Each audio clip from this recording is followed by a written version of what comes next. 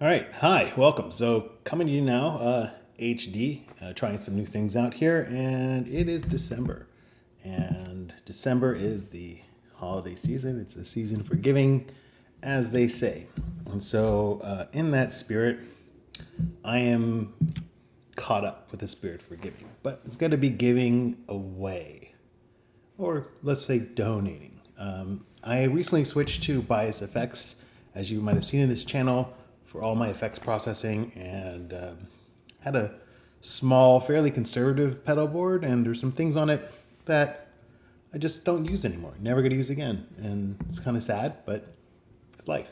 So I found the Songbirds Foundation that will take donations, and they have a great museum, which I think is closed now, which I never got to see.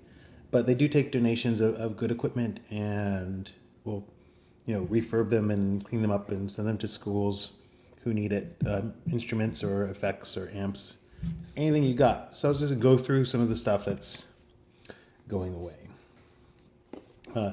Anyone with a guitar is probably familiar with the original Dunlop CryBaby. And this is the first thing that's gonna go. I bought this just so you could,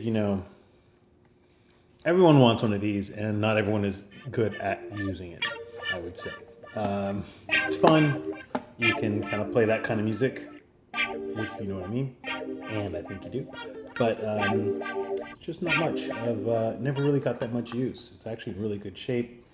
I think I bought it used even. This is an older model. This is the GCB 95. This one has this funny power port that's kind of like a headphone jack, and it's hard to find that adapter, which I have as well, but donating this off. Next on the list is a newer piece of equipment, which is this interface from iRig. It's Duo. It has two XLR and standard 1/4-inch feeds, plugins, two inputs, stupid DIN that goes proprietary out, and some MIDI pass-through and some other things, phantom power switch. It's got kind of everything, but it's horrible. Quality is fine, but this DIN here is some weird proprietary cable. You can only get it really from them. And then there's a power thing here, and then there's some batteries still in the unit. These Energizers, Ultimate Lithium. But the problem is the power, because it draws power here, and then you plug it into your iPad, and the iPad's losing power. So then I was like, that's horrible. Then for more money, which I have as well in the bag over there, they sell an adapter that plugs into this DIN and then runs to the wall to plug in, and then runs to your iOS device. Sounds cool. That will charge your iOS device. For some reason, it won't charge this. So I still have to get another adapter, plug it into the power port on this thing, and then run that. So I only got to plug two things into the wall, and I had no idea what that was. It's silly. Hated it. Donating it with all the power cables and everything else. The third thing that's going away is this little guy. Let me get a tighter shot. This is the Guyatone Microchorus MC3. This is a really small pedal. I think I picked it up for must have been less than $50. I think a music shop in Evanston, Illinois.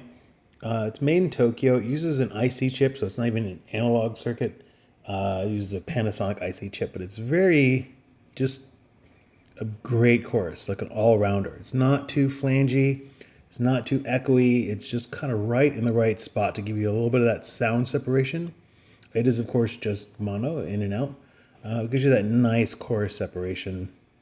It's a really great pedal. They go for quite a bit more these days on Reverb than what I remember paying for it. But yeah, it's not going to be used anymore, and I love it that it was small and kind of out of the way. So it does have this weird grommet, which was annoying, that you had to take this off to get to the battery. And when you change your batteries out a lot, this eventually wears down. So I have a few more of these just because I bought a 3-pack many years ago because it kept on breaking. Or you can get a power supply. Probably the better thing to do, power supply. So there are 3 things that are going off to the Songbirds Foundation. The last, and I reviewed this on this channel before, this is the ProCo Rat. I think this one's circa the 90s. This is the Vintage Rat. Nice large box, good switch, great sound. There's YouTube videos that I've recorded trying to compare them to the mouse pedal in Bias FX2. They're pretty close. I think I can EQ them to get even closer. But again, I'm never going to run through this pedal again.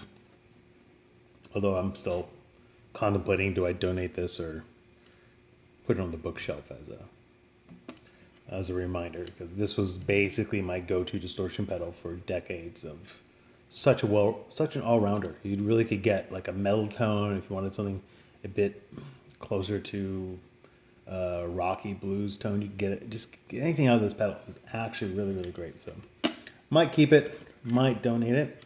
But if you're interested in more, the Songbirds Foundation has a website. I'll put a link there. Not sponsored by them. I just found them when I was trying to, get rid of my stuff. I'll probably send them my amp if I can figure out how to do that as well. I have a nice Vox Cambridge 30 twin.